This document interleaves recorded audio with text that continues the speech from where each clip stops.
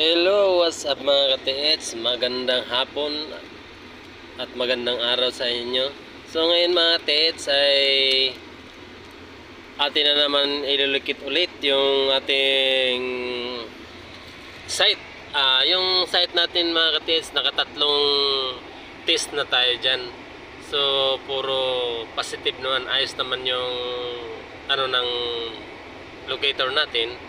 So nakikita nyo yung malapad yung nasa likod ng bucket mga ka-TH. Yun pala ay isang original hardener. Sobrang kapal po niyan, hindi kinaya ng backhoe namin. Kaya ang ginawa namin, ginakhammer namin yan. So ngayon mga ka-TH, inano na naman namin ulit yan. Linocate na namin para laging nababantayan. Baka biglang nadala na yung hinahanap natin, nandoon na pala, tapon na pala doon sa mga kinalkal nating mga bato o lupa. Kaya lagi natin siyang dinidetect. So ngayon mga ka-TH, dinidetect, nung nadetect namin, ganun pa rin naman siya mga ka-TH. Andyan pa rin naman siya. So yung ito nga pala mga ka-TH, nung binagbag namin, natapos na namin yan na jackhammer. Yung ilalim pala niyan mga ka-TH, hardener pa rin pero malambot na siya at mayroon na rin siyang buhangin at saka graba. Yung graba niya mga ka-TH, ilan-ilan pa lang yung nakahalo niya. So estimate ko niyan, yung lalim ng hukay namin nasa mga 15 to 17 kasi hindi pa namin nasukat. Nakalimutan namin yung pansukat namin sa bahay. Kaya hindi namin nasukat ngayon.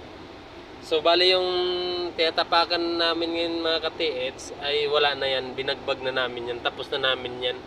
Yung ilalim na lang ka-TH, parang bubong ng bahay nakabaliktad. Kumbaga sa madaling salita, parang pitso ng manok. Naka letter B yan, yung ilalim niyan letter B. Naka tihaya na letter B. Victory pala na letter B. Ganyan yung ilalim niya. Yan. So mga ka-TH ay subaybayan nyo na lang yan para kung sakaling mayroon kayong comment, i-comment nyo na lang mga ka-TH dyan para maano ko rin sa inyo kung ano ang mga dapat nyong sabihin, mabasa ko. Yung ito pala mga ka-TH ay site ko na yan dati. Ang sign pala niyan mga ka-TH ay isda. Nandyan na yan sa video ko.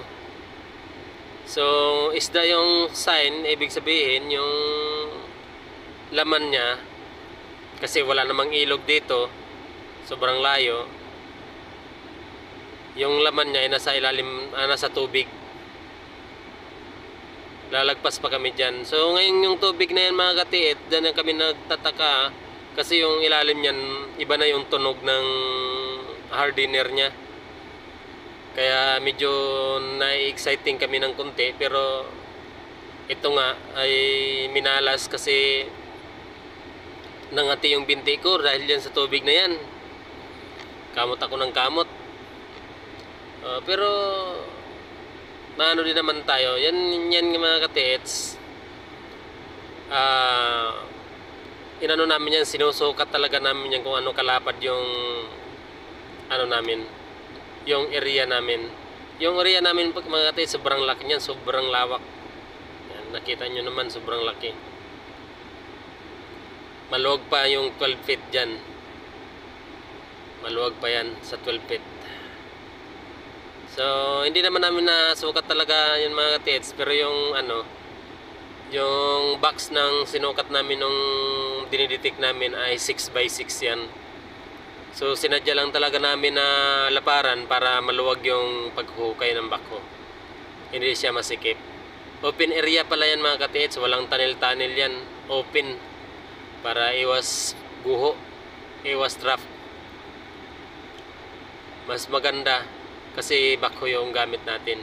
Tsaka malaking backhoe yung ginagamit natin mga ka-TH. Ayan yung nakikita nyo naman yung rod natin. pumapalo talaga siya mga ka-TH. Mga ka-TH pala, yung bago ko pala makalimutan yung rod pala natin na naka 3 hits na. Yung ginagamit na yan. Naka 3 hits na yan. Pero hindi kami ang nakuha. Iba mga ka-TH. Iba ng tao yung natulungan nung may-ari ng ano na yan. Nung rod na yan. Tsaka yung binabala pala dyan mga ka-TH, ginto, purong ginto.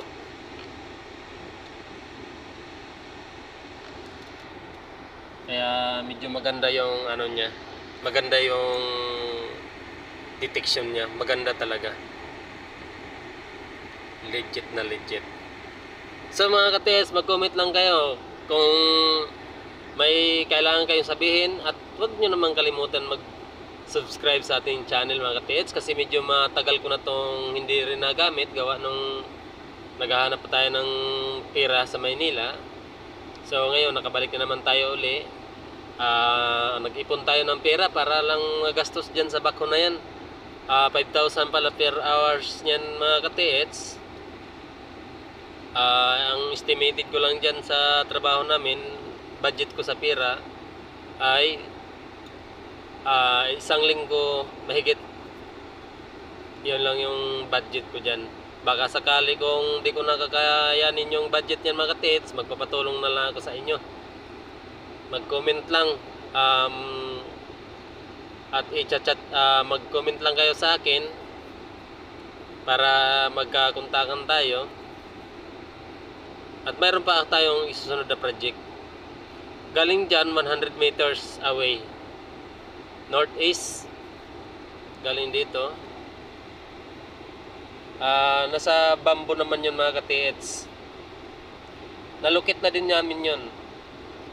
Tatlong beses na dinalukit yon. Ang unang naglukit nun, Koreano. Ang sunod, Amerikano. Ang sunod naman yung taga Mindanao. Pang-apat yung sa akin, yung ginamit ko. Ayan na mga ka-TH, binagbag na namin. Yan, dalag na. Sobrang tigas. Sobrang tarik ng init mga ka-TH.